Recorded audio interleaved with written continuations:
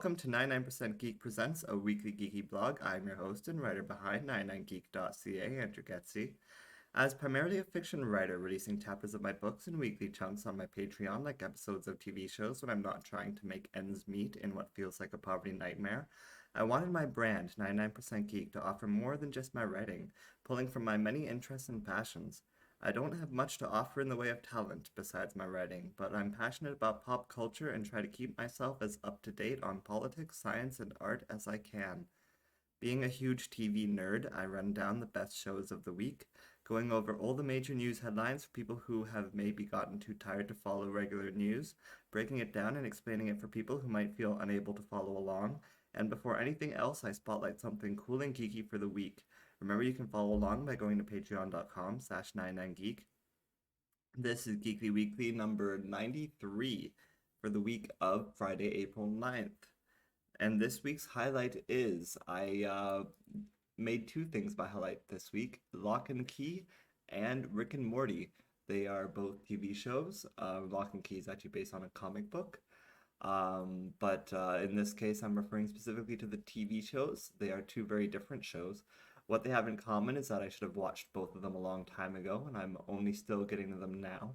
I just started season 2 of Rick and Morty, and it is just so fantastic. So much so that I think I brought up Rick and Morty before when I was watching season 1, which was a good, like, I don't know, months and months ago.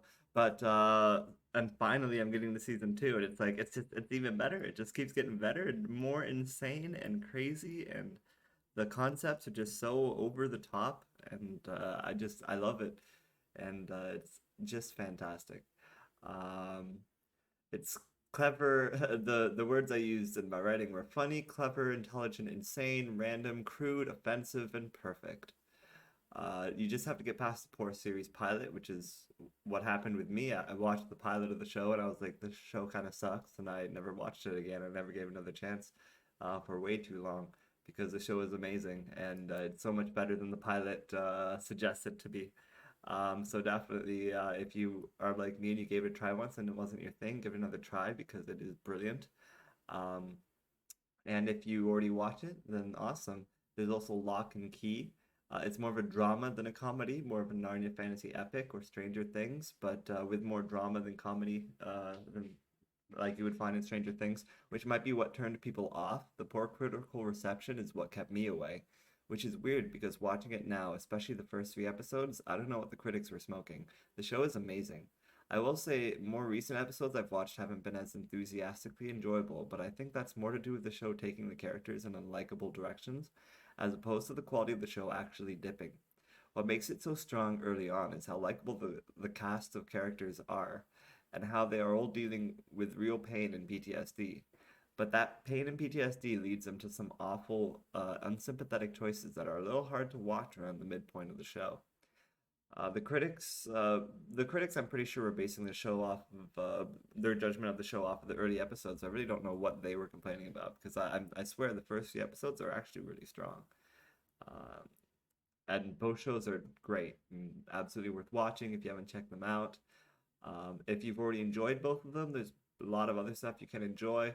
For Lock and Key, the comics are even better than the show, so absolutely worth checking out those comic books. It's been pointed out that the comic books are written by Joe Hill, I think is his name. And he is the son of Stephen King, I believe. Joe Hill is a writer, and he was born in 1972 to authors Tabitha King and Stephen King. Yes, so he is the son of Stephen King, and he is a crazy, awesome horror writer in his own right. He's written a few other awesome things as well.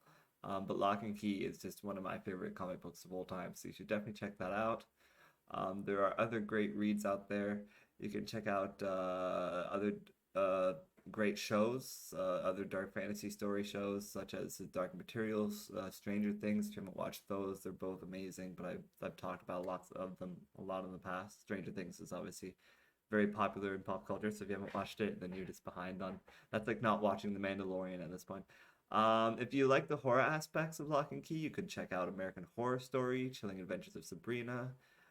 As for Rick and Morty, if you're a fan of that show, obviously you can watch things like Futurama and South Park, which I'm assuming you've all already watched every episode of. If you wanted to see some of those concepts that it deals with in more of a straight sort of way, I mean, it's obviously the Back to the Future series, which is what the dynamic of Rick and Morty is based on. But you could also check out things like Doctor Who, which often deals in absurd science fiction concepts and throws things on its head, but does so in more of a straight, serious way than. Which I mean, watching Doctor Who and calling it serious is kind of hilarious, but when compared to Rick and Morty, obviously. Um, but I mean, nothing you watch, not even the Orville, is going to come close to Rick and Morty. Rick and Morty is very unique, and it's very hard to find similar content. But it's fantastic, and if you haven't watched it, you absolutely should. So moving on from the highlights to the Geekly Weekly TV rankings. Starting at the bottom with we have 11 shows this week. At the bottom of the list is The Flash. I thought it was a horrible episode this week. I actively hated this week's episode. It was got 1.5 stars. I actively hate the season so far too. I was wondering who's running the show. All I know is that I would run the show completely differently. This episode was the epitome of bad. I almost didn't even give it that extra half a star, but the special effects look pretty expensive, so I'll give it that. I also don't hate everything with Iris and Nora. That's not to say it was good, but I actively can't stand Chester. He annoys the crap out of me. On top of that, there was nothing about this episode that was interesting. It was all a bunch of gobbledygook and techno babble, and then Chester being dramatic with his dad. And there was nothing subtle about the conversation that would make it feel poignant. This show has become about as not subtle as it can get. I wonder if that's what's wrong with the show. I wonder if what's wrong with the show, if maybe what's wrong with the show is exactly what's wrong with my writing. Because I don't think subtlety and drama is necessarily my strength either. So is this what it feels like to read my stuff? Because this was a horrible hour of television. Well, watching the episode actively just made me feel depressed. That's how much I hate this episode. It made me think my own writing is probably worse than I feel it is. Just because it's like, what if it's like that and I didn't even notice? I don't know. What's wrong with me? Number 10 on the list, Saturday Night Live. This wasn't the worst episode this season, but it wasn't great either. It was largely inconsistent, though there were a few skits I enjoyed. I feel like I enjoyed jokes within the skits more than the skits themselves. So like there were individual jokes that were like, "Ha, that's hilarious," but otherwise the skit was terrible, sort of things. The weekend update was stronger than usual as well, bringing good one-liners, even though the characters they brought in were lackluster. So again, the jokes were strong, characters not so much. Started out weak, but the skits got better along the night. Weren't so it ended up in an all right spot by the end, and I had some pretty hard laughs along the way. An all around slightly worse than average episode, but slightly above the quality they've been hitting lately. So just kind of goes to show that Saturday Night Live probably needs to improve overall. That was 2 stars again. So yeah, number 9 on the list with the Goldbergs at 3 stars. This was another Goldbergs episode where the A plot was a letdown, but there were a lot of decent jokes, and the intro with "Take on Me" was pretty good, and then the end tribute to the actor who played the grandfather who died recently, that hit in the feels. I also thought the B plot with Adam and Bria was stronger but less funny, and ending it with the breakup of Eric and Jeff was a real bummer. So that was a bad choice on their part. But what can you do? Goldbergs with an average episode there. Number 8 on the list, Kung Fu with 3.5 stars. This wasn't a bad hour of television. It wasn't great either, but it did what it promised to do in a very CW way. I feel like this was the most CW-verse show I've seen that's not DC. It felt like another Arrow, but she's Asian and doesn't wear a mask, or is her Asianness her mask? So I enjoyed it for the most part, despite feeling a little underwhelmed. Nothing sums it up better than the guy at the end, who was like, "You took out an entire army. You can do anything," and yet she literally fought maybe 3 guys in the final fight. There were like 2 henchmen, and then she got to the roof, and there was the final guy, and that was it. And then this guy's like, "You took out an entire army." I don't remember when 3 guys constitutes an army, but whatever. I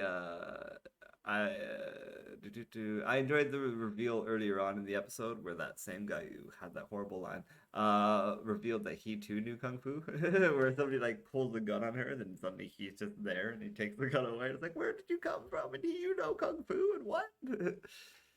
uh, as long as people keep kicking ass with kung fu, I'll keep watching. Is what I'm gonna say about this. I like the lead actress. Her sister's fine. Her brother is fine. The dad was fine. He's from Mulan.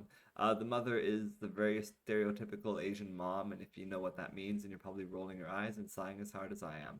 Nothing is less fun than watching a naggy, unreasonable, abusive mother, but despite the negatives of this show, I walk away feeling mostly positive. That's Kung Fu, 3.5 stars. Moving on from there, number 7 on the list. Supergirl, 4 stars. I actually thought this episode was a strong episode this week. Maybe it felt stronger coming off the Flash episode that I hated, but I really enjoyed Jason Behr from Roswell playing Laura's father. It's nice seeing him on the screen again. I also enjoyed Lex Luthor representing himself in court. That was just fun. The not guilty verdict was actually kind of predictable, almost as if the whole episode had been leading up to it.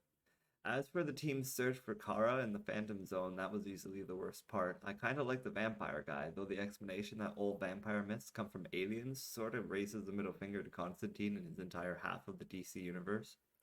And the drama surrounding the team was definitely a little over the top. And the fight with the Spectres was poorly choreographed, but still, the moments that had me rolling my eyes were short, like split-second things, while the parts that I enjoyed in the episode were what the episode lingered on. So for the most part, it was actually an enjoyable episode. Moving on from there, number 6 on the list. Also, Shameless at 4 stars. A lot of shows got 4 stars this week. There were good and bad aspects of this episode. I wouldn't call the whole episode inconsistent, but there were some character choices that were frustrating or flat, while others were really powerful and engaging. I had a hard time watching Lip fuck up for the 100th time. I have no idea what their intention is with his life getting worse and worse and worse, but I did find Frank and Liam this week super engaging. Carl was kind of boring, Debbie was meh, that new girl was weird, and I don't know where they are going with that. Kevin and V just seem to be up and moving and it barely affects them at all. What will happen to the bar rats? We're really nearing the finale now, and this was a hard episode watching people move apart, and Frank at the end. Well, perhaps that was the only way he could have gone out. I kind of hope it sticks. Number 5 on the list, Pennyworth with 4 stars as well. This was a good episode of the show this week. It went in a direction that wasn't easily expected, and it brought a healthy amount of both excitement and humor. I thought some of the story twists weren't the best directions the story could have gone in, but I enjoyed the process. And there wasn't really any specific scene I didn't enjoy. I loved Bet saving the day and enjoyed Alfie the whole episode through. I agree with other theories that the dad is probably still evil and Baby is going to try to set off Stormcloud in the city. So this finale could be intense, I guess. I also loved everything with Martha and Thomas, and I enjoyed everyone's attack on the fortress. I didn't enjoy the Queen and the Prime Minister being all over each other at the end, but what can you do? An overall engaging episode nonetheless. Number 4 on the list, The Walking Dead with 4.5 stars. Considering how bad this season of the show has been, it's kind of shocking how good this final episode was. I've read it was the finale, though who knows anymore, and it didn't feel much like a finale, but it was a very strong character piece, finally filling in Negan's backstory. This felt like an episode that we would have gotten during the stronger days of the show, though it had flaws. It felt a little ridiculous by the time we were like 5 flashbacks deep. It was very much a flashback inception, where he had a flashback to him having another flashback to him having another flashback to him having another flashback. Which was kind of fun in a funny way, but it wasn't a funny episode because the final flashback was about this woman horribly dying. It was sad. It was horrible. And that woman was his real life wife. His real world wife played his in the show wife, who was dying of cancer and went through this really sad arc, and it was horrible.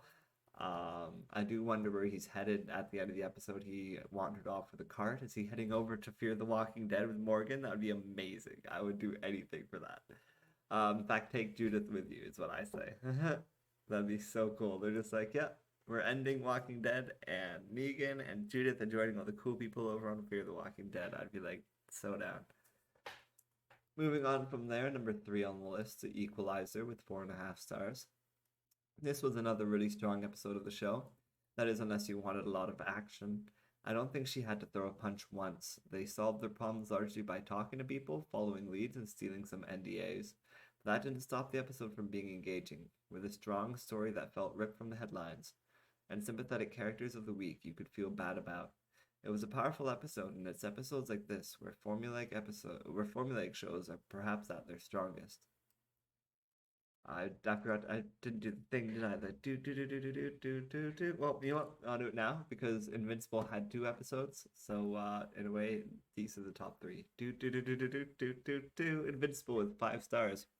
A great 4th episode of the show. I loved Mark's trip to Mars. I love the covert spy tactics the government has to take in investigating Omni-Man, even having to I don't know what I was trying to say there. Even having to make hard choices. I enjoyed everything on Mars with the crazy parasite beings, and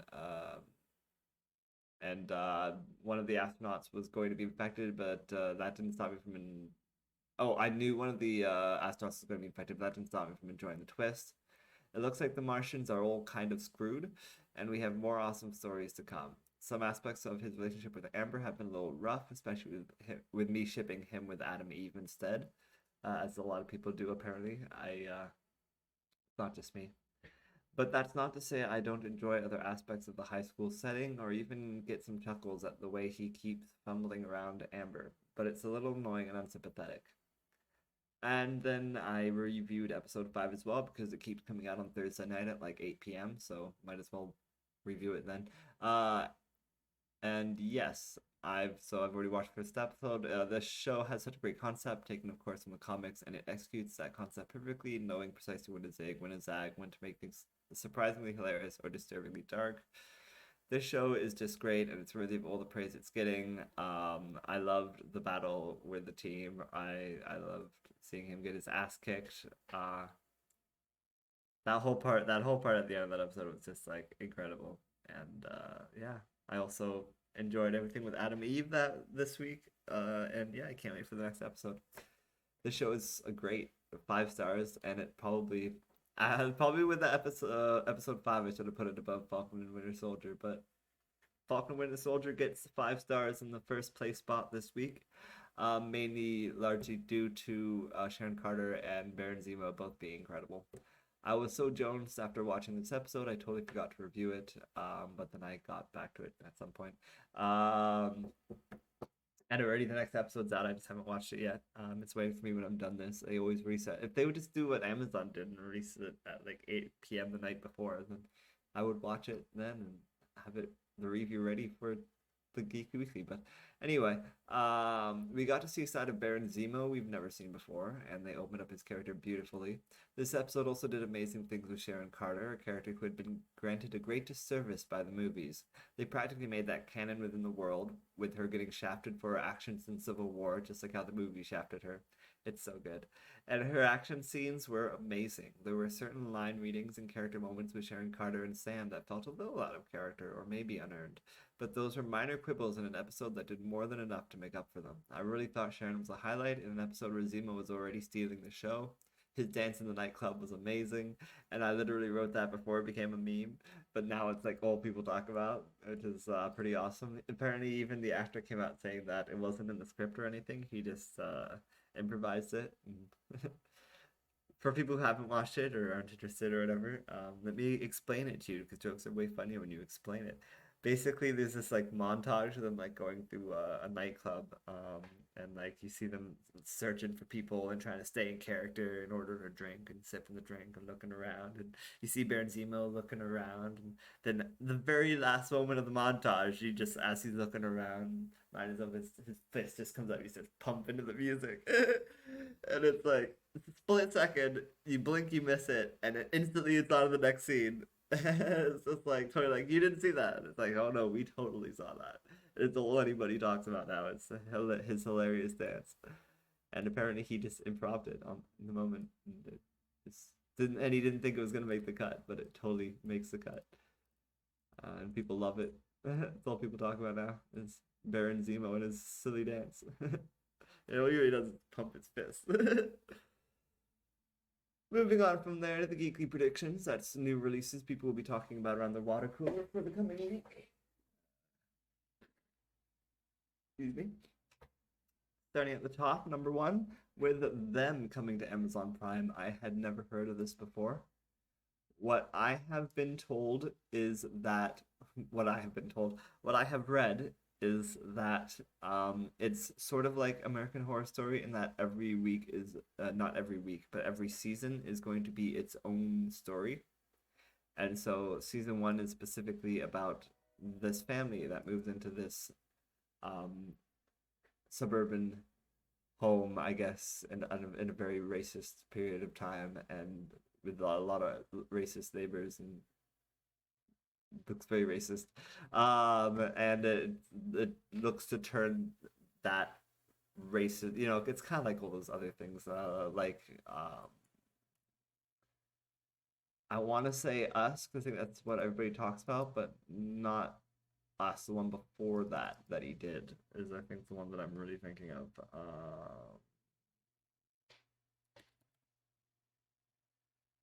I'm talking, of course, about Jordan Peele, and the movie he did before that was things like Lovecraft Country are another good example. Lovecraft Country is a perfect example because this looks very much like that similar sort of time period, and I mean, look how horrific that looks. Horrifying. Um, so yeah, you can check out the trailer and the trailers for all of these by going to 99geek.ca and checking out the Geekly Weekly number 93 to get easy links. But basically, yeah, if you're into seeing a horror story play out over a number of episodes, focused on the horror of racism, then you can check out them, premiering on Amazon Prime literally right now. It should already be there, based on what I read. Moving on from there to the number two spot. If you are a conservative loser and you don't like progressive things and you like supporting assholes, then you could always be interested in the Nevers instead, which is created by Joss Whedon, who was once my idol, and I never realized he was such an asshole. And the last thing I ever wanted to do was support him. That said, apparently this has changed hands. He only was in control for the first half, and then he dropped out when things started. People started coming forward with truths about him. The cast of the show, I believe, have gone so far as coming out and be like, we thought he was cool and great. It's like, have you heard the shit that he did? But so make up your own mind how much you want that to affect your interest in the product, but it certainly looks like an interesting idea. It's sort of like early 1900s X-Men, I guess is how people keep describing it, where there's like mutants are popping up everywhere, and then they create like a group to train them or whatever to help fight against evil ones or whatever, and all that. But it takes place in the early 1900s, so it's all Victorian and stuff. Anyway, so that's something you can check out if you want to. That comes out on Sunday on HP. Oh, excuse me. I don't know if that's. Are you not supposed to burp on podcasts? I'm sorry. That makes me just gross. I'm just a horrible human being. I'm sorry. Moving on from there, number three on the list, Fear the Walking Dead returns to AMC on Sunday. If you're interested in Fear the Walking Dead, a lot of people have been pointing out that Fear the Walking Dead feels better than The Walking Dead nowadays. I don't know if I would always go that far, but certainly the last half season of Walking Dead we got was terrible. So I absolutely believe that Fear the Walking Dead will be able to do better, and I look forward to it. I happen to be a fan, and I'll be there, obviously. Moving on, you can check out the trailer if you want, but I mean, it's Fear the Walking Dead. What do you want? Morgan's gonna be in it. Woo! Alicia's in it. Yay. Moving on from there, Saga Frontier is number four on the Geekly predictions. People probably won't be talking about it, but it is a classic RPG, actually. I don't know why I put that away, because that would have been so cool to pull up. Let's see here. Here we are. All right. Saga Frontier. Saga Frontier. Apparently it's worth a lot of money. Apparently it's worth like $80 or something like that if I sold it on. I have the second one as well. I could sell them on eBay and then I could buy like a $20 digital copy of it on. I never even played it. I have a collection of all these PS1 RPGs that I've never played, that I've always wanted to play, but I don't have anything that plays PS1 games anymore because Sony doesn't believe in backwards compatibility with their consoles. And so I got screwed when my PS3 died, and I have no way of playing any of my huge library of classic RPGs anymore. So that sucks, but now I can always play the game by getting it on the Switch, which is cool. And I've considered selling my games, like selling Saga Frontier, selling Xenosaga. I have the Xenosaga 1, 2, and 3. I have all these other amazing games that I always wanted to play, and I never have been able to.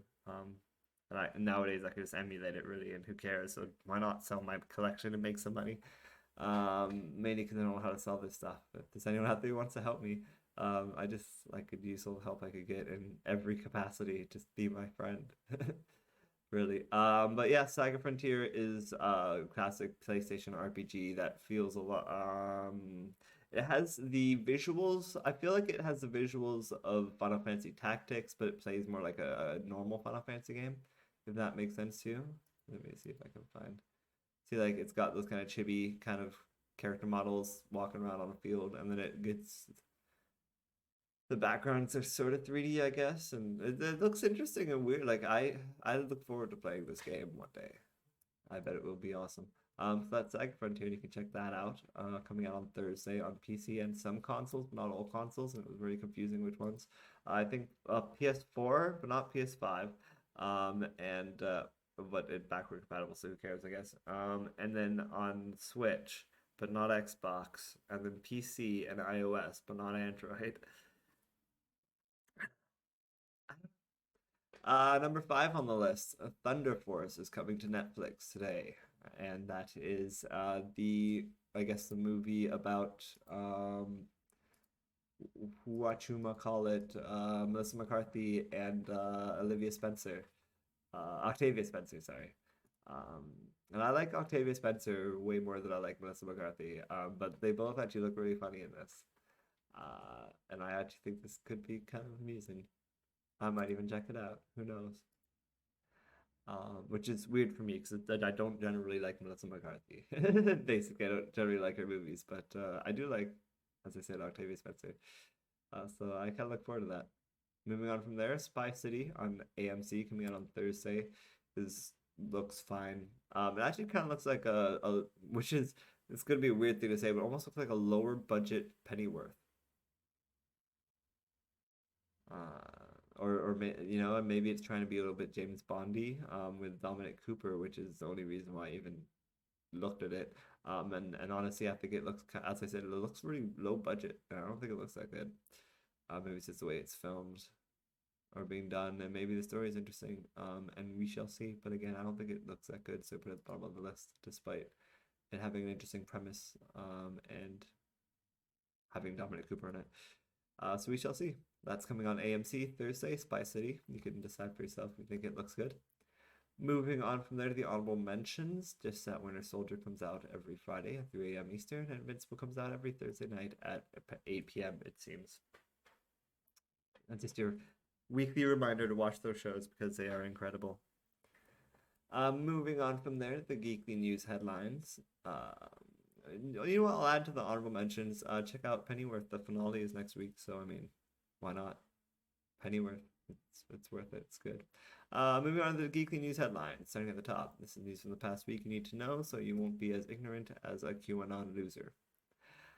Hacker publishes phone numbers and other data of 533 million Facebook users for free. This is on gizmodo.com. I seem to remember wasn't there some response that Facebook had where they're like, guys, it was 2019 that this happened. It was a while ago. It wasn't yesterday. So yeah, that makes it better.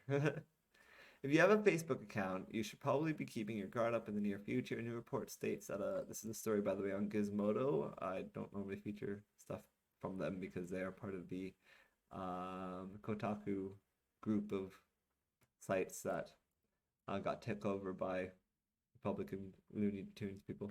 But this is a story on Gizmodo by Jody Serrano. I guess I just saw their article first on Twitter, I think. If you have a Facebook account, you should probably be keeping your guard up in the near future. A new report states that a hacker has posted the private information, including phone numbers, birthdays, and locations of more than 533 million Facebook users from 106 countries online for free. According to Insider, the hacker was part of a low-level hacking forum and posted the information on Saturday. The information exposed reportedly also includes Facebook IDs, full names, bios, and in some cases email addresses. The data accessed is purportedly from 2019. See? Insider stated that the leaked data included information on 32 million users in the US, 11 million users in the UK, and 6 million users in India.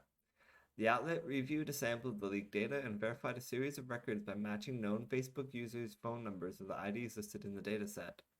Insider also confirmed the data's accuracy by typing in exposed email addresses into Facebook's password reset feature, which shows part of a user's phone number. Gizmodo reached out to Facebook to confirm the report, but we had not heard back by the time of publication. The company told Insider that the data was scrapped due to a vulnerability it patched in 2019. I mean, now everyone's talking about this. The fact that the data seems to have been obtained via scraping is bound to rattle some nerves at Facebook, which has faced outrage over scraping incidents in the past. The most infamous scraping incident has been the Cambridge Analytica scandal, in which the analytics firm harvested user data of millions of users without their consent and used it to predict and influence users at the polls. Liz Bourgeois, Director of Strategic Response Communications at Facebook, repeated this on Twitter on Saturday. This is old data that was previously reported on in 2019. We found and fixed this issue in August of 2019, she said. Yes, but it's different people with this old data. And now it's everybody because it's open to all, isn't it? Wasn't it just posted on the dark web so anybody can grab it? So that's exciting.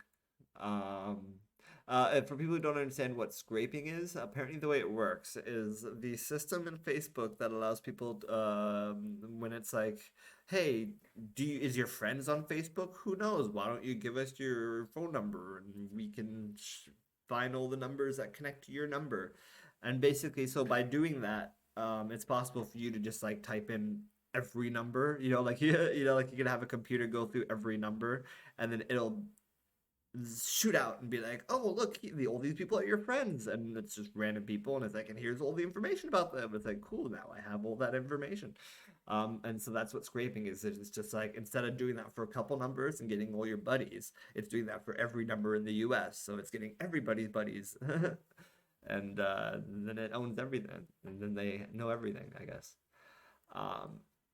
While Facebook appeared to be trying to use the 2019 time peg to minimize the impact of the leak, Insider explains that bad actors can still do damage with old data. Elon Gal, co-founder and CTO of Israeli cybercrime intelligence firm Hudson Rock, told the outlet that a database of that size would result in criminals taking advantage of the data to carry out social engineering attacks or hacks. That's fun. So yeah, be concerned. Be very concerned. Moving on from there. Myanmar death toll mounts amid protests, military crackdown. This is a story by the Associated Press on April 3rd, 2021, out of Yangon, Myanmar. The civilian death toll in the crackdown by the Myanmar junta has reached 550 since the February 1st coup, a human rights group said Saturday.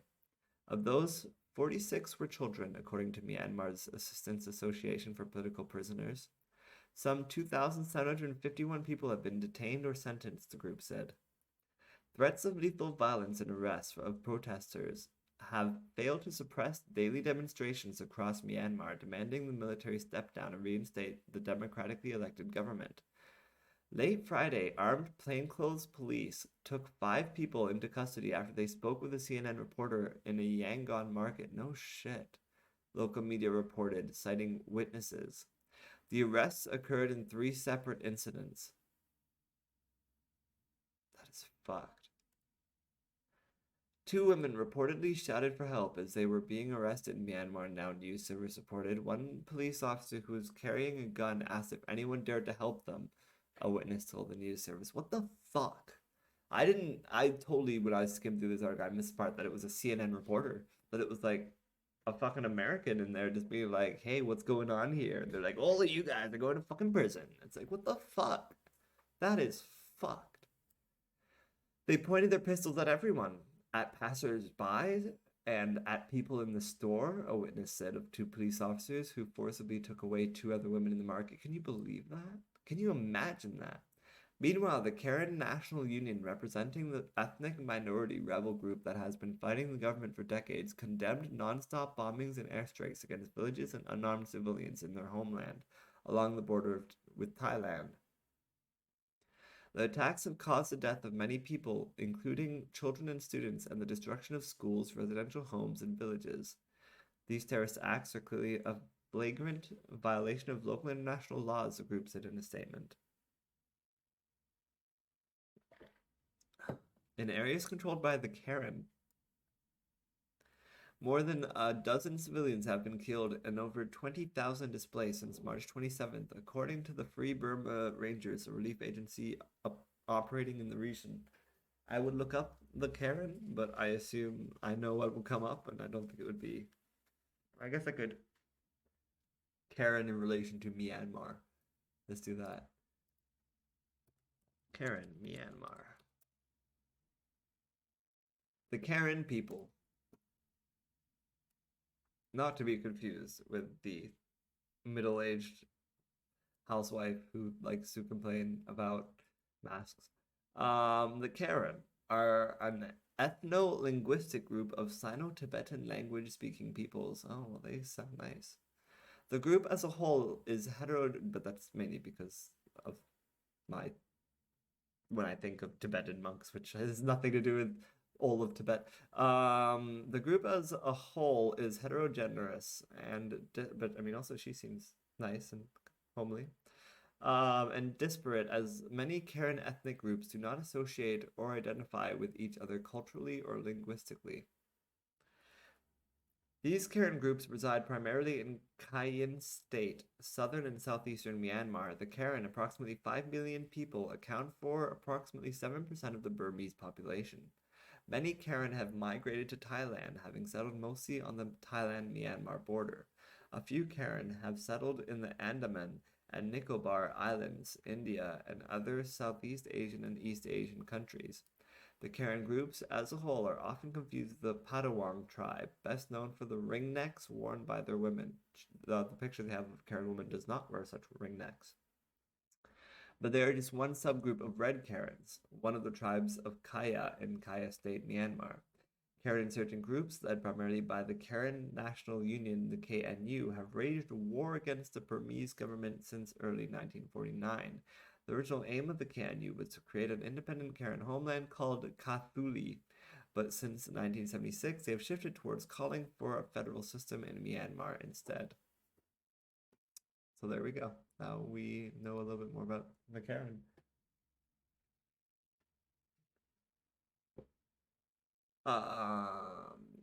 In areas controlled by the Karen, more than a dozen civilians have been killed and over 20,000 displaced since March 27th, according to the Free Burma Rangers, a relief agency operating in the region. About 3,000 Karen fled to Thailand, but many returned under unclear circumstances. Thai authorities said they want back voluntarily, but aid groups say they are not safe, and many are hiding in the jungle and caves on the Myanmar side of the border. More than a dozen minority groups have sought greater autonomy from the central government for decades, sometimes through armed struggle. Several of the major groups, including the Kachin, the Karen, and the Rakhine Arakan Army, have denounced the group and said that they will defend protesters in their territory. After weeks of overnight cutoffs of internet access, Myanmar's military on Friday shut all links apart from those using fiber optic cable, which is working at drastically reduced speeds. Access to mobile networks and all wireless, so less costly options used by most people in the developing country, remain blocked on Saturday. The coup reversed years of slow progress towards democracy in Myanmar, which for 5 decades languished under strict military rule that led to international isolation and sanctions as the generals loosened their grip, culminating in Aung San Suu Kyi's rise to leadership in 2015 elections. The international community responded by lifting most sanctions and pouring investment in the country. But now we're upset because they took it all back. Why does my nose get so itchy when I podcast? I think when I talk a lot, um, I have a lot of air going on my nose and it leads to it getting itchy. But that's a whole science thing we don't need to get into. Next thing, Q accidentally outed himself, but QAnon followers don't care. This was an interesting story from somebody who read the document, who watched the documentary, read the documentary. Yes, I got a printout of the subtitles and I just read those. In a new documentary, the administrator of 8kun, also known as 8chan, also known as 4chan, I think they're all connected in some way, all but admits to being Q, but followers insist their leader is a government insider with ties to the Trump administration, so they don't care and they don't believe it, blah, blah, blah.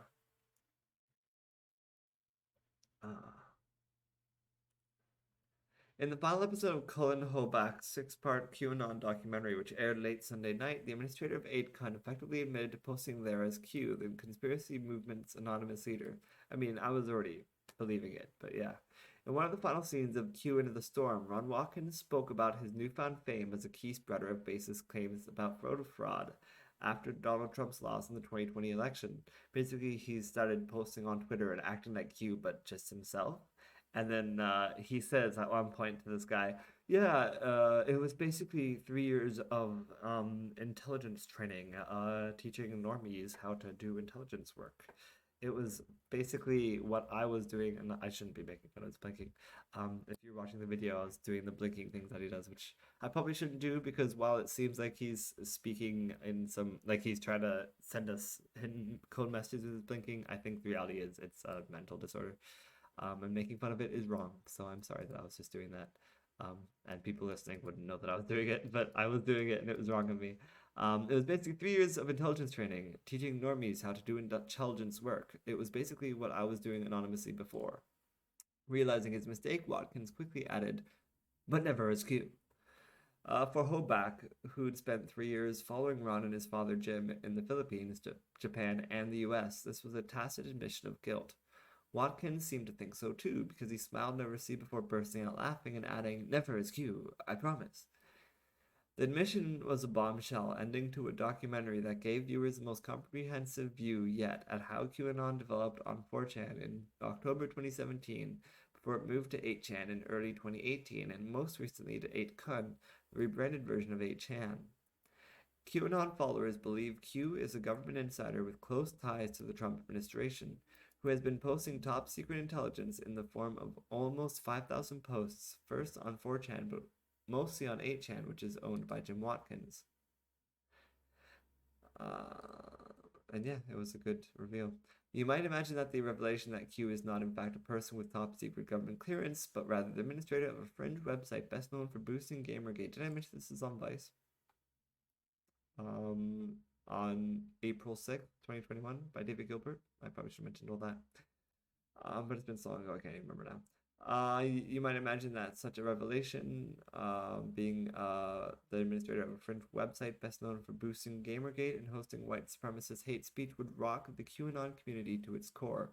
But in reality, it has barely registered with them. In public channels on fringe networks like Gab and Parler, on QAnon forums like the Great Awakening, and on Telegram, there were hundreds of thousands of QAnon supporters now communicating the revelation about Watkins. What? Okay. All those things, Gab, Parler, QAnon forums, Great Awakening, Telegram, where hundreds of thousands of QAnon supporters now communicate. The revelation about Watkins has barely been mentioned in those places. None of the main QAnon influencer accounts have mentioned the documentary on Gab, and aside from a couple of random questions by followers of the biggest QAnon channels on Telegram, the documentary's explosive findings have not been discussed. In one of the few discussion threads about it on The Great Awakening, users have roundly dismissed the claims that Watkins is Q, with one posting Q is a group of genius-level... yes, of course, because you're all a bunch of genius-level military intelligence people with very high security clearance. There's zero chance Ron is Q or is directly involved with the operation. One person who did reference the documentary was Watkins himself, who posted a message to his 150,000 Telegram followers hours before the final episode aired, simply writing, "Friendly reminder, I am not Q." And yet, Hoback's 6-hour documentary series has built up a very convincing argument that Ron Watkins really is Q. Prior to the documentary, there was very little public footage of Watkins on camera, but Hoback gained remarkable access to both Ron and Jim Watkins over 3 years, filming them at their pig farm in the Philippines, in Japan where Ron now lives, and in the US, showing Jim's efforts to get 8chan back online after it was deplatformed in 2019. As well as filming Ron Watkins running up a mountain with a sledgehammer and singing opera in the middle of the night. Water break. Hoback catches him making multiple contradictory statements about his level of knowledge about QAnon. One day he says he knows nothing about the movement, and the next he gives detailed insights about the conspiracy's development. At one point in the series, Watkins attempts to throw the documentary maker off the scent by claiming former Trump advisor Steve Bannon was Q, presenting evidence from the 8kun website to suggest the QAnon posts were made from a location close to where Bannon lived. Hoback's documentary ultimately proved what a lot of QAnon researchers had already concluded, that Ron and Jim Watkins were the gatekeepers for Q, and without their help, at the very least, the person claiming to be Q would not have been able to post their updates. Some of the evidence has been out there for a long time, and some of it was evidence that Hoback either uncovered or put together, Mike Rothschild, a QAnon researcher, wrote for the Daily Dot.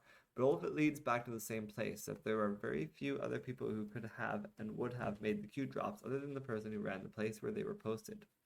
QAnon can't exist without the Watkinses, and 8kun without Q's devotees may as well not exist either. But for all the revelations in the documentary, there are still lots of unanswered questions about QAnon. It is still unknown who first posted as Q on 4chan before Watkins took control of the movement and moved it to 8chan. And most critically, the documentary doesn't tell us what's next for QAnon. Q hasn't posted in 4 months, and both Jim and Ron Watkins told Hoback that posts would likely end after the 2020 presidential election. In that vacuum, some influencers have attempted to assert control, but for now, QAnon remains in a state of flux. QAnon has moved from the fringes of the internet to a mainstream phenomenon in the last 12 months, boosted by Congress members like Marjorie Taylor Greene and ultimately Trump, who repeatedly retweeted Watkins in the wake of his election loss. The movement now has millions of adherents and has caused much pain. Besides being a major part of high-profile incidents like the Capitol riots, at least 34 QAnon followers have been arrested for their alleged roles in the attempted insurrection. It is also tearing apart families all over the U.S. In some parts of the Republican Party, QAnon has become an accepted part of the ideology, and even without Q, the movement shows no signs of going anywhere. True. Scary. Horrifying. Moving on. UN warns over 27 million Congolese warns that over 27 million Congolese suffer from acute hunger. This is a story by Edith M. Lederer of the Associated Press on April 6, 2021, out of Cameroon. Cameroon? Is that a city and country, or is it Cameroon, Congo?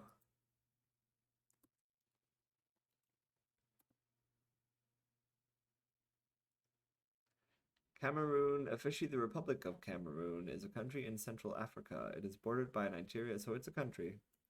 And does it have a city also named Cameroon? It is bordered by Nigeria to the west and north, Chad to the northeast, the Central African Republic to the east, and Equatorial Guinea, Gabon, and the Republic of the Congo to the south. Its coastline lies on the Bight of Biafra, part of the Gulf of Guinea and the Atlantic Ocean. Although it is not an ECOWAS member state, ECOWAS being the Economic Community of Western African States, which I'm assuming is sort of like NATO or the European Union. It is geographically and historically in West Africa. The southern Cameroons, which now form its northwest and southwest regions, have particularly strong links to West African history. The country is sometimes identified as West African and other times as Central African due to its strategic position at the crossroads between West and Central Africa. It is nearly 25 million people strong and speaks 250 native languages. Holy shit. Wow. Must be very confusing. Religious population, 70.7% Christian and 24.4% Muslim. One thing I like about doing stuff like that is that I feel like when you just dig into the news normally, people wouldn't bother to look stuff like that up. And I think it helps to look stuff like that up and know where things are and things like that when you're talking about stuff like this. So, where were we? Two UN agencies warned Tuesday that over 27 million people in Congo are suffering from acute hunger, a record high representing almost one third of the conflict-racked African nation's estimated population of 87 million people. The Food and Agriculture Organization and the World Food Program said those facing acute hunger include nearly 7 million people at the emergency level on the standardized IPC scale, which analyzes the nature of a food security crisis. The estimated 27.3 million Congolese need urgent action to save lives, reduce gaps in food availability, and protect livelihoods, the agency said. At the IPC emergency level, at least 20% of households face extreme food consumption gaps, resulting in high levels of acute malnutrition and excessive deaths. That's also where you get like the kids with really big extended bellies. WFP's representative in Congo, Peter Musoko, said, "For the first time ever, we were able to analyze the vast majority of the population, and this has helped us to come closer to the true picture of the staggering scale of food insecurity in the DRC. Those are the initials of the country's official name, the Democratic Republic of Congo." According to FAO and WFP, the Congolese most affected are the displaced refugees, returnees, host families, those affected by floods, landslides, fires, and other natural disasters, and the poorest people in landlocked and urban and nearby areas. The UN Security Council imposed sanctions on Congo after the end of back-to-back wars that destroyed much of the Central African nation by 2002. Sporadic violence has continued to plague the vast nation's mineral-rich eastern border region where local militias regularly clash with one another, as well as the Congolese army forces and perpetrators of the 1994 Rwandan genocide. The FAO and WFP said conflict remains a key cause of hunger, with large swaths of the conflict affected eastern provinces of Ituri, North and South Kivu, and Tanganyika, as well as the central region of the Kasai, the scene of recent conflict, the worst hit. Other key factors include the slump in Congo's economy and the socioeconomic impact of the COVID-19 pandemic, they said. "We need to urgently focus on growing food where it is needed most and on keeping people's sustenance giving animals alive," the FAO's Congo representative Aristide Ongun Abame said in a statement. "The main agricultural season is around the corner and there is no time to waste." Expressing great concern at the recurring conflicts in eastern Congo, he said social and political stability is essential to strengthening food security and boosting resilience of vulnerable populations. WFP said it is providing food to 8.7 million people in the Congo, and FAO said it aims to assist 1.1 million people in areas of high acute food insecurity with assistance to farm and raise livestock. WFP's Musako said Congo should be able to feed its people. "We cannot have children going to bed hungry and families skipping meals for an entire day," he said in a statement. I was about to say I can't imagine, but I kind of can. I know what that feels like to go a day without food. Myanmar security forces attacked town that resisted with arms. What I can't imagine is having kids and needing them to go days without food. That is what's horrible. But we're moving on. Myanmar security forces attacked town that resisted with arms. This is a story by the Associated Press on April 7th, 2021, out of Yangon, Myanmar. Security forces on Wednesday stormed a town in northwestern Myanmar, where some residents had used homemade hunting rifles to resist the military's February seize of power, killing at least 7 civilians and injuring many others, local news reports said. The online news site Ko Numthong Burmese said the attack on Calais began early before dawn. Videos on the site included what appeared to be sounds of rifle fire, high-caliber weapons, and grenade explosions. Posts on social media said rocket-propelled grenades were used in the attack, but provided no evidence. The news site said that in addition to the 7 fatalities, many people were wounded and arrested in the town, also known as Kalemyo. Over half of the town's population are members of the Chin ethnic minority. Security forces have killed at least 581 protesters and bystanders in their crackdown on protests since February 1st coup that ousted the elected government of Aung San Suu Kyi according to the Assistance Association for Political Prisoners, which monitors casualties of arrests. Nearly all of the protests have been non-violent, but as police and soldiers have increased their use of lethal force, some participants have armed themselves with homemade weapons such as gasoline bombs for self-defense. In Calais, some residents took up simple but deadly homemade hunting rifles. Myanmar Now, another online news site, reported Tuesday that protesters in Calais had set up neighborhood strongholds and inflicted casualties on the security forces. It said that on March 28th, when the army sought to attack Calais, protesters in the town and nearby villages put up fierce resistance. The attack took place a day after the junta's forces killed more than 110 people around the country, the highest single-day death toll since the coup. The report said protesters more than held their own. 4 of them died that night, but so did an equal number of the enemy, including an officer or 2. The protesters also managed to wound 17 of their heavily armed attackers. The protesters, who have organized themselves in a Calais civil army, inflicted more casualties in the following days, it said.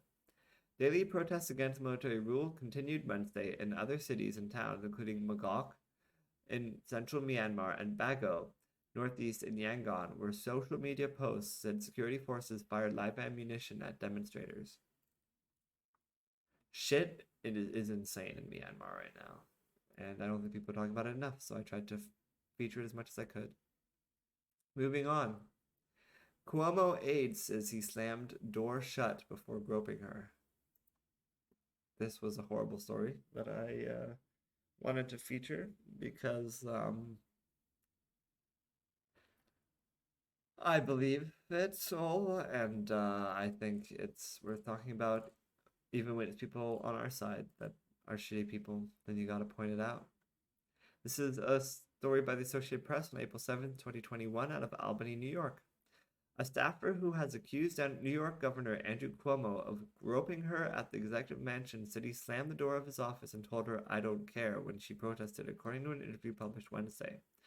The interview with the Times-Union of Albany adds new details to the most serious accusation against Cuomo, who is being investigated after a series of women accused him of sexual harassment and inappropriate behavior.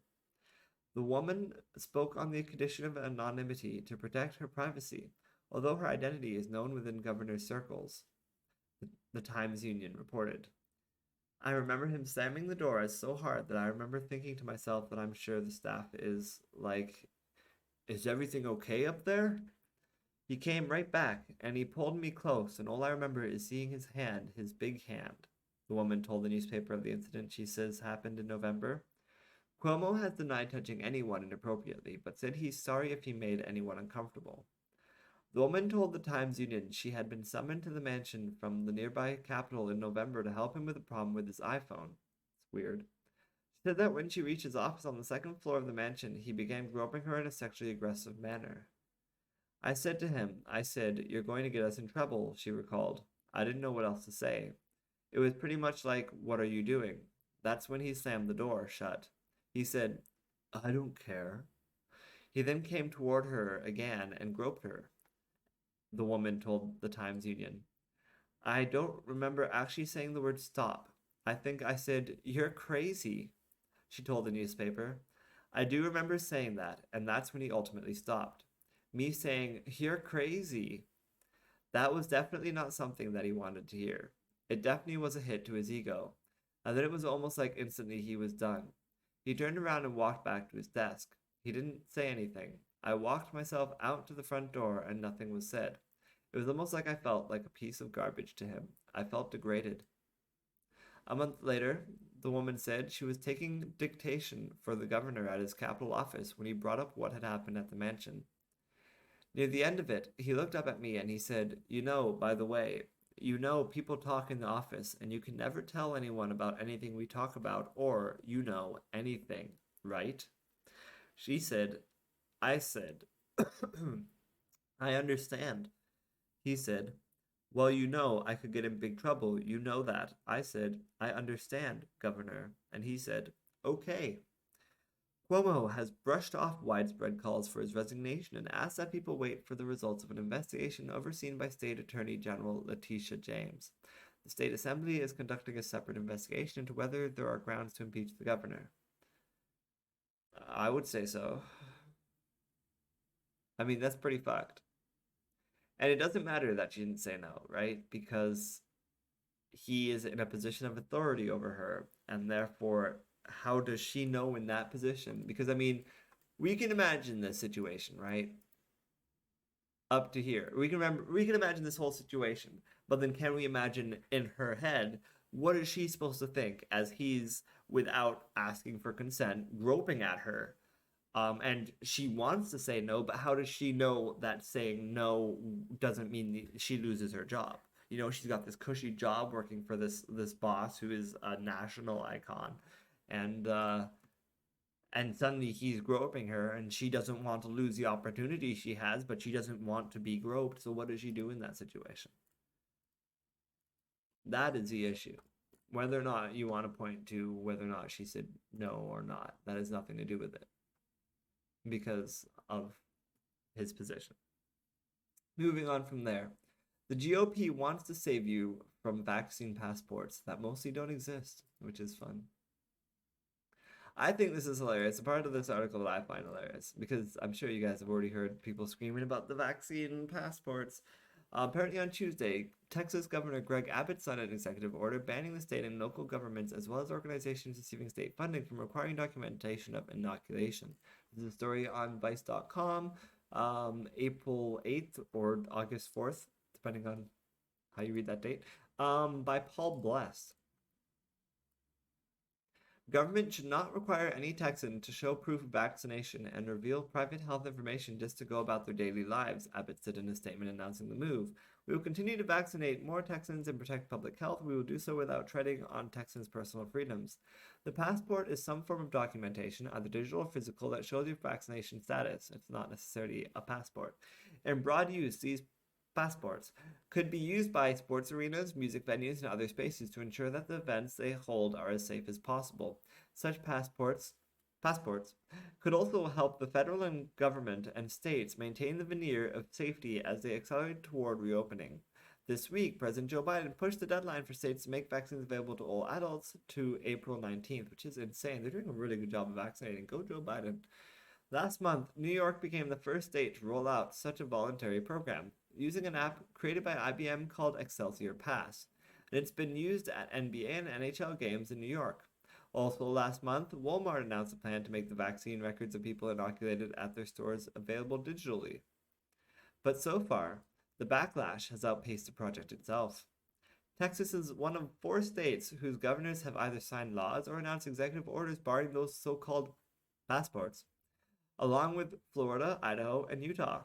Florida Governor Ron DeSantis, the first governor to weigh in, signed an executive order last week that not only bars state agencies from issuing such documents, but also bans businesses from requiring customers to be vaccinated as well. It's completely unacceptable for either the government or the private sector to impose upon you the requirement that you show proof of vaccine just to simply be able to participate in normal society, DeSantis said at a press conference last week. Now, the reason why this is so hilarious, I find this so hilarious, because people have pointed out the fact that, for instance, you need to show proof of vaccination before you allow your child before the government will allow your child to go to school. I believe you need to show proof of vaccination to measles and other things. So this whole idea of like, oh my God, vaccine passports, oh my God. Also, you are required, if you want to say go to Egypt or one of those African places, you are required to get a vaccine for yellow fever, and you have to show proof that you have that vaccine for yellow fever. So this vaccine passport idea is not a new idea. It's actually been around for decades and decades and decades, but suddenly has become this talking point for Republicans. So they are losing their freaking minds over this passport thing as if it's like a Nazi thing because they use the word passport. They're talking about it like it's a Nazi thing because Nazis had passports for like religion and shit, and it's like, well, if they're doing it for vaccines and health, they're gonna do it for religion next, or who the fuck knows what else. Like, it's a whole bunch of bullshit. But that's what they're doing. because they have no sense of reality and are a bunch of crazy people. What does Kevin McCarthy have to say about this? Thanks to the safe vaccines from Operation Warp Speed, we will defeat the virus. Yeah, thanks to the Democrats. But forcing Americans to carry a vaccine passport to go about daily life is unacceptable in a free society. That's something you'd expect in communist China, not in the United States of America. I mean, that's not really what they're talking about. They're not talking about a book you have to carry around with you. They're talking about like something on an app that just proves that you have it or whatever. Like, it's ridiculous.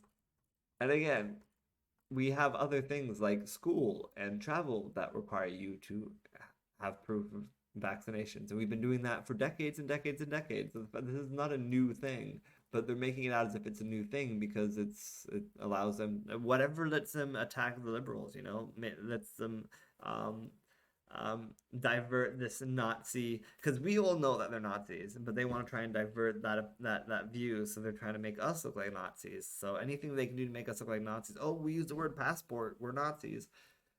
They're just crazy like that. One last story. There weren't too many news stories, but I'm spending a lot of time on them. In the meantime, it's only been an hour. It's not. This might be the shortest Geekly week in a while. Facebook is letting COVID deniers promote mask burning events and marches. Well, that's not very nice. This is a story on Vice.com by David Gilbert on September 4th, 2021, based on the way they wrote this date. But obviously, they mean April 9th, 2021.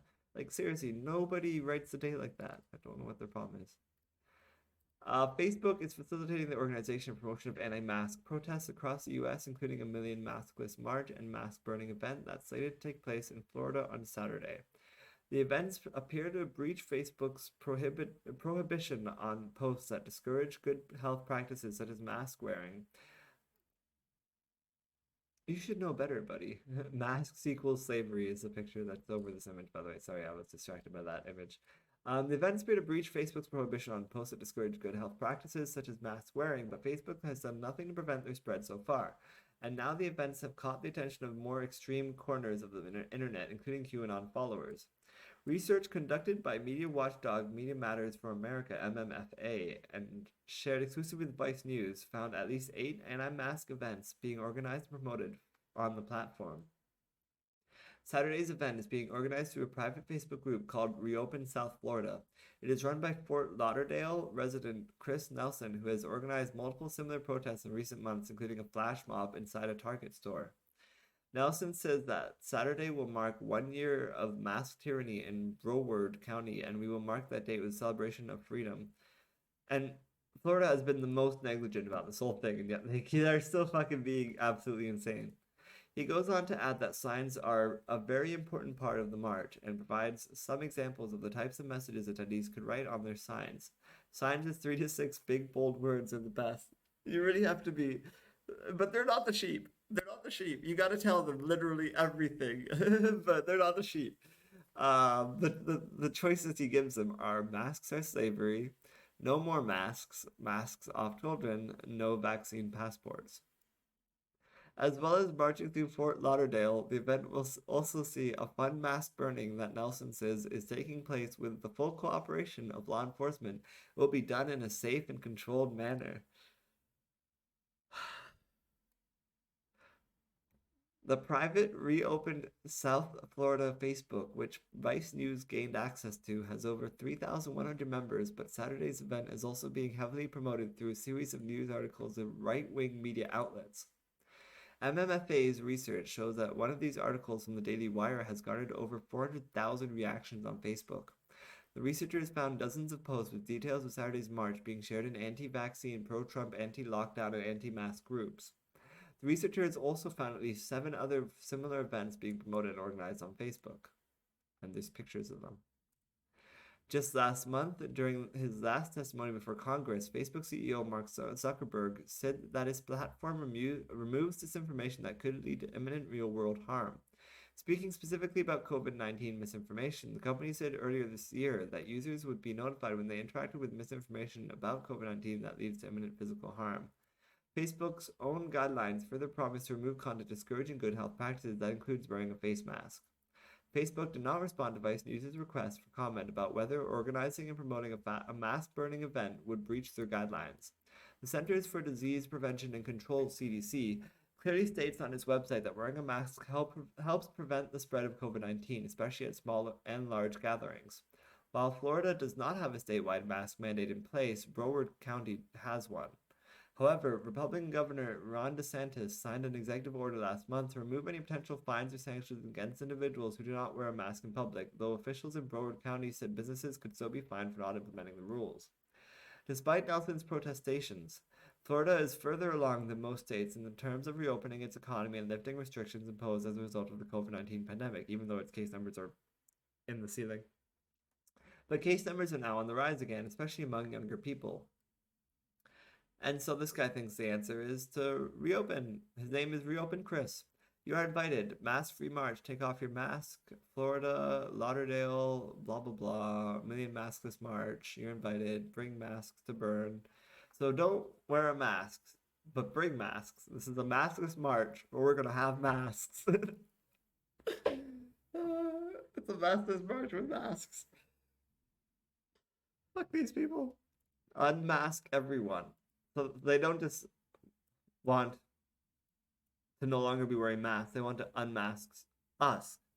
Even though I want to wear my mask. I'm happy to wear the mask. Even if I get vaccinated for corona. What about everything else, huh?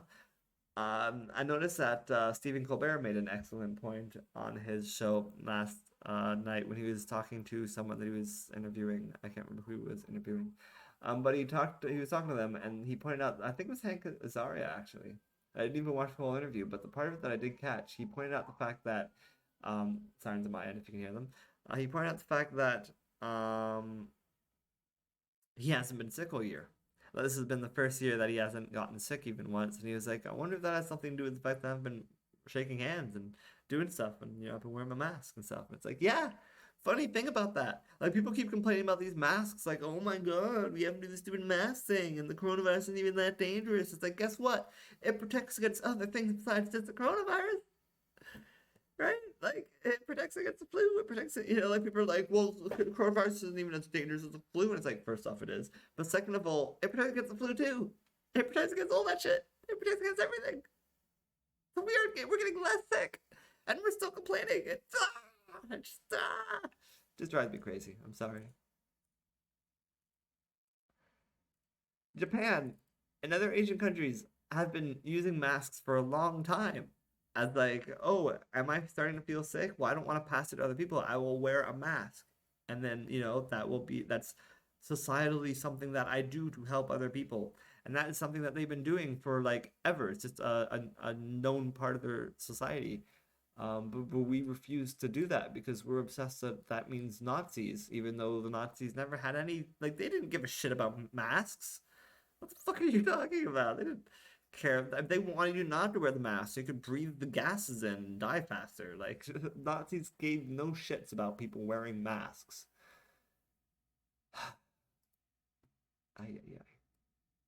Anyway, moving on to the Geekly blog. Everything going on in my personal life, my writing dreams, and for the brand. I wrote this one I usually have no idea what to talk about in the blog, so I wrote this on Sunday hoping that it would be, so we're going to try that. I don't remember what I wrote about, so we're just, but it's got to be better than me just writing about nothing. So here we go. Last week tonight was really good this week. It was super important. The main story, the story about Amazon too, sure, but that was all over the news. But his main story was about the debt, and he taught me a lot. The debt, both my countries, Canada and the US debt, are both stress-causing, especially when you hear scare tactics conservatives use like that the debt is owned by China. Apparently only a fraction is owned by China, and a considerable larger fraction is owned by Japan, which makes me feel better. But he also got into why getting deeper in debt for the US is fine, and that it has to do with interest rates continuing to drop, and it's all rather complicated, but he explained it in a way where it makes sense, so you should all just watch this week's Last Week Tonight. But at one point, he says that economists don't really understand it, and he doesn't understand it. The interest rate should be skyrocketing, but instead it keeps dropping. And as long as it keeps dropping, it's fine to keep taking more debt. But why does it keep dropping? No one knows. Economists are stumped. Reminds me of the GameStop thing. and AMC, how their stocks, I misspelled that, but soared. I should fix that. Let's go fix that.